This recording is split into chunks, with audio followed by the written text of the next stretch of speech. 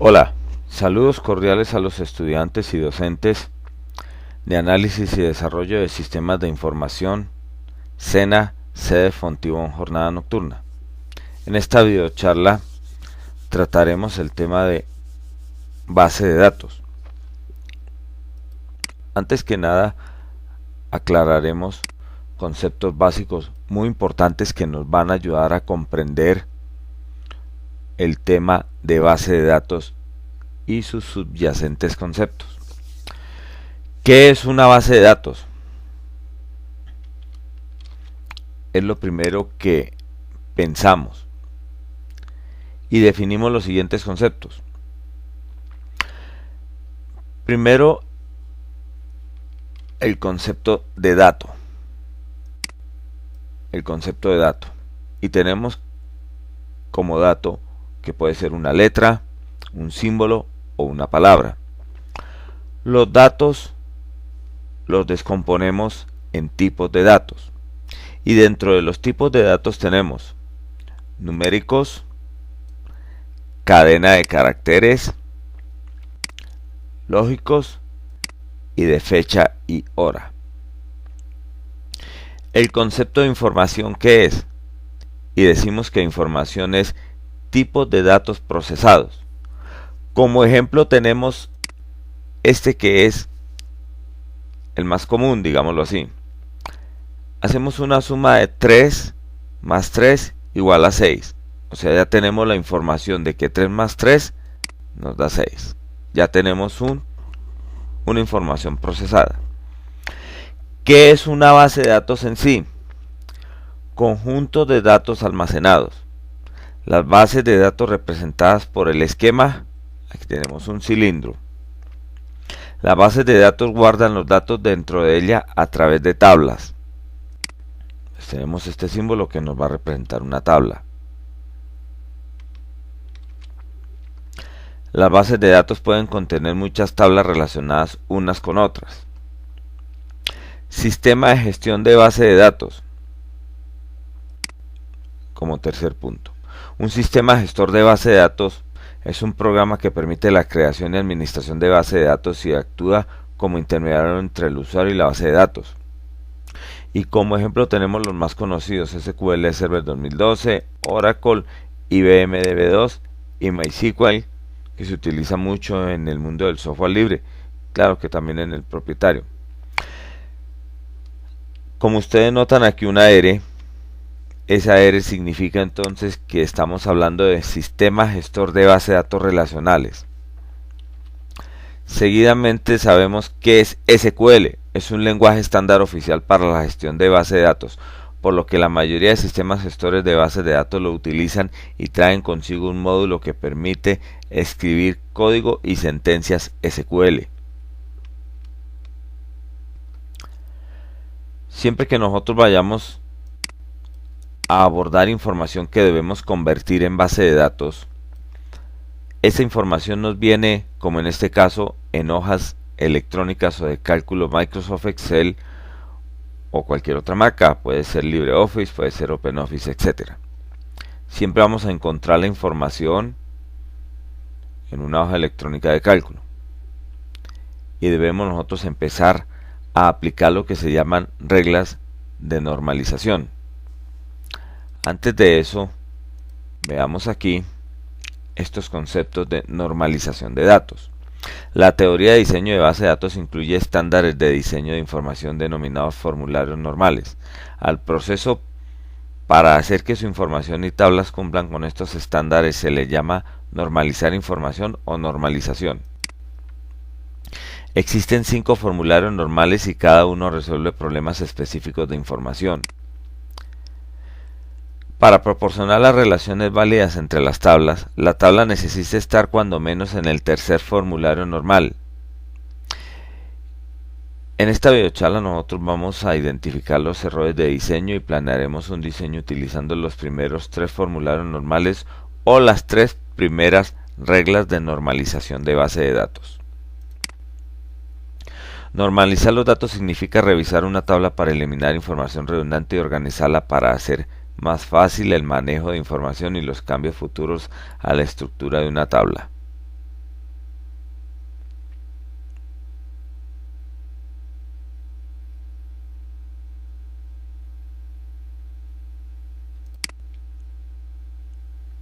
Lo anterior generalmente requiere dividir tablas de gran tamaño en tablas más pequeñas que sean fáciles de manejar.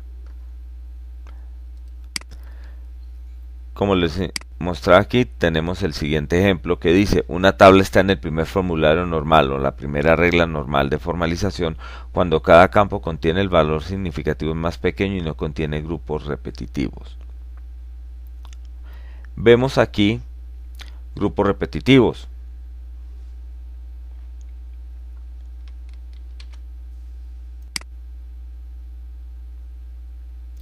Pero algo muy importante que tenemos es que en el campo nombre encontramos que está incluido el apellido de la persona o del empleado para este caso.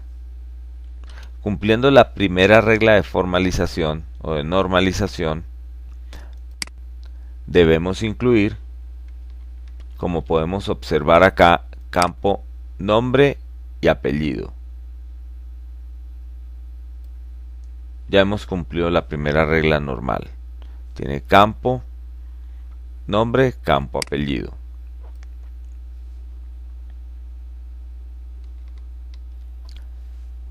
A esta tabla vamos a quitarle los campos repetitivos que nos van a dificultar o a imposibilitar su uso.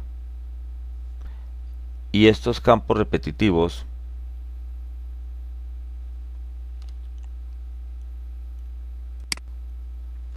como observábamos en el ejemplo,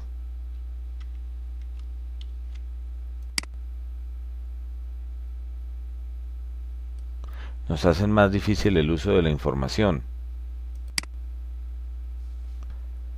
Quiere decir que aquí en la primera forma normal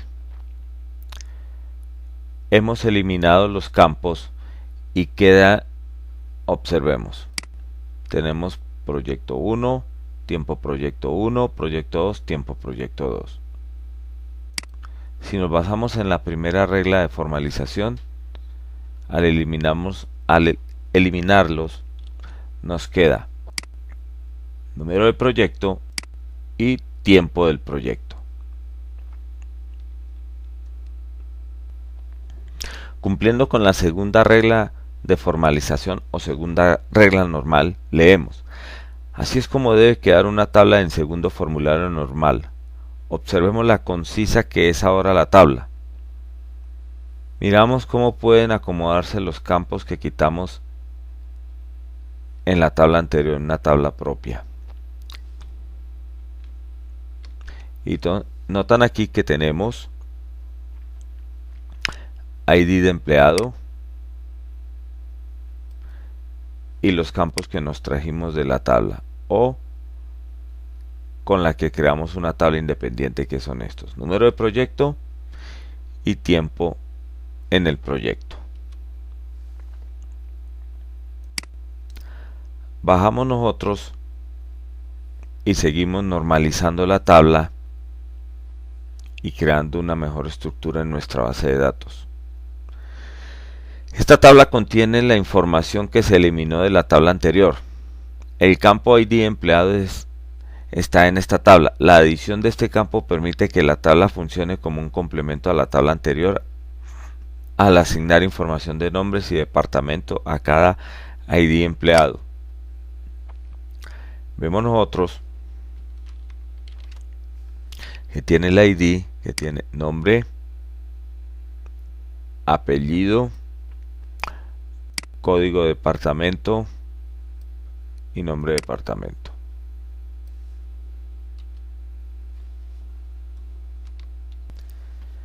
Seguimos descomponiendo la tabla y creamos la siguiente tabla. Al respecto leeremos lo siguiente: para que una tabla esté en el tercer formulario normal, cada campo que no es clave debe contener una descripción directa del campo clave principal. Por lo general, cuando un campo no es una descripción directa, contendrá información repetida, como en este caso que observan ustedes acá. Observe la información que se repite en los campos código de departamento y nombre de departamento. Esto ocurrió porque estos campos no se describen directamente en el campo clave ID empleado. normalización de datos. Para corregir esta tabla y ponerla en el tercer formulario normal necesitamos quitar código de departamento y nombre de departamento y descomponerlo en una siguiente tabla o crearnos otra tabla.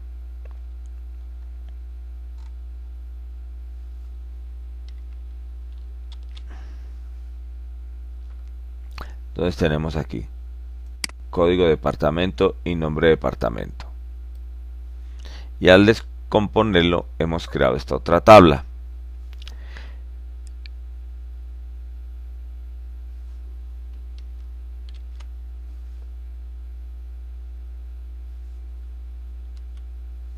Y queda una sola tabla que tiene ID empleado, apellido y nombre. Al quitar estos dos, código de departamento y nombre de departamento, queda ID empleado, apellido y nombre, y efectivamente aquí está. Vamos a analizar las relaciones entre las tablas. Cuando trabajamos con bases de datos, necesitamos el mismo tiempo de acceso de información a varias tablas, y para solucionarlo se crean las relaciones o relacionamos las tablas. Los tres tipos de relaciones entre las tablas de bases de datos son de uno a uno, de uno a varios y de varios a varios. Cuando relacionamos una tabla de uno a uno, siempre va a existir una tabla principal y una tabla que es a la que conectamos la relación. En cualquiera de estos casos, una de las dos puede ser la principal, y la relación la haríamos de la siguiente forma. Tenemos el campo ID empleado de la tabla nómina y el campo ID empleado de la tabla personal. Arrastramos el campo ID empleado de la tabla nómina y lo conectamos con el campo ID empleado de la tabla personal. A ver, me quedó un poquito mal hecha la flechita.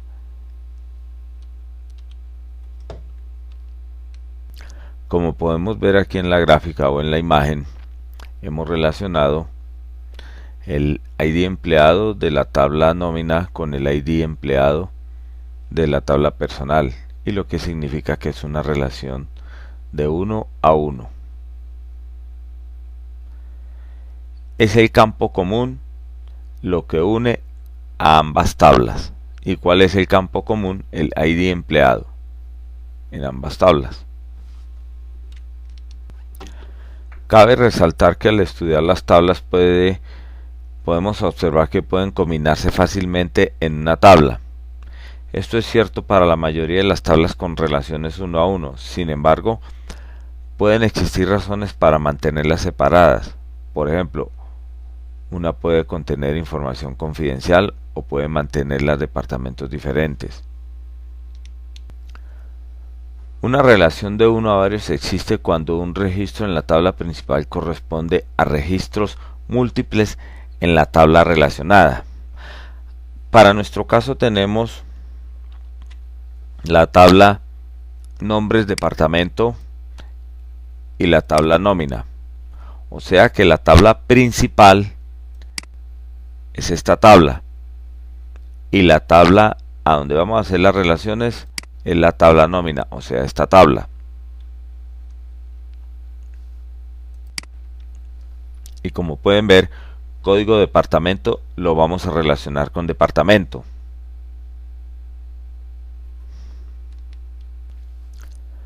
Como esta tabla el campo departamento de la tabla nómina tiene datos comunes a código de departamento de la tabla departamento, aquí ya se configura, tienen el mismo tipo de datos, ya se configura una relación de uno a varios y la relacionamos de la siguiente manera. Código de departamento lo arrastramos hasta departamento.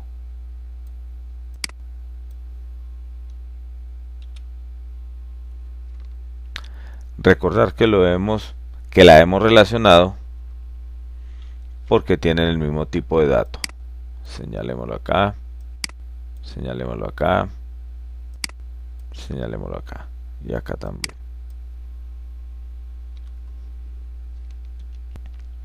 Aquí podemos ver precisamente la tabla principal 1 y la tabla de la relacionada o relaciones, que es varios.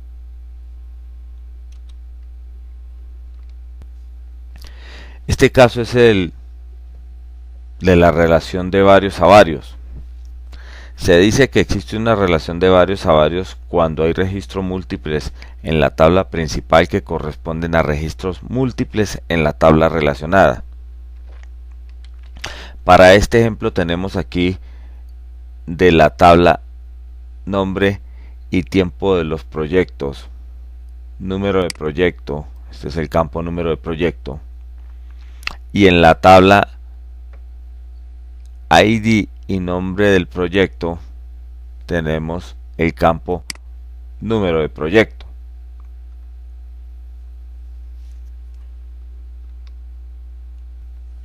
Como observamos, tenemos también el campo ID empleado y ID empleado. Sacamos aquí la flechita. Sacamos aquí la flechita. Y vemos que se configura una relación de varios a varios.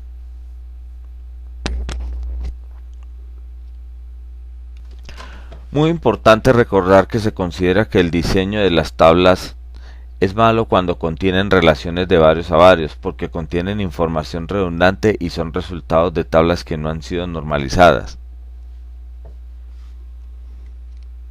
Esto lo podemos corregir creando una tercera tabla que nos va a servir para comunicar con las tablas que no aconsejamos que tengan la relación directa.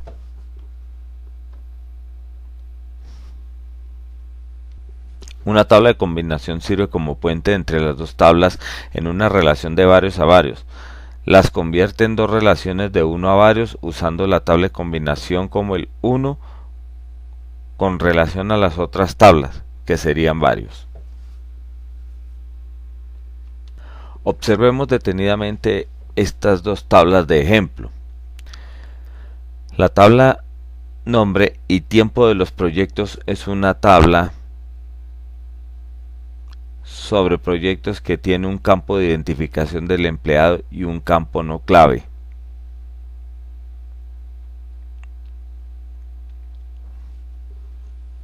O sea, esta de acá. Y específicamente este campo. La tabla ID y nombre del proyecto es una tabla sobre empleados que contiene el campo número de proyecto como un campo no clave. Y vemos esto acá. Observando aquí los campos señalados son los que trasladaremos a una tabla de combinación. Estos serán los únicos campos que se deban estar en su tabla original.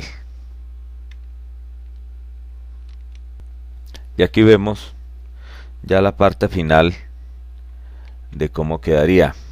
Noten que hay una tabla que titula sobre los proyectos y que contiene el campo número de proyecto, nombre del proyecto.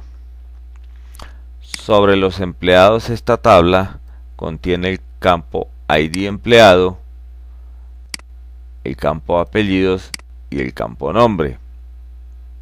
Tenemos la tabla de combinación que titula sobre el esfuerzo del proyecto. ¿Y qué campos tiene? Número de proyecto, ID empleado, nombre del proyecto. Noten que hemos traído a la tercera tabla número del proyecto, que viene siendo este de acá, ID empleado, este de acá, y nombre del proyecto, este de acá. Bueno, eso es todo. Muchas gracias.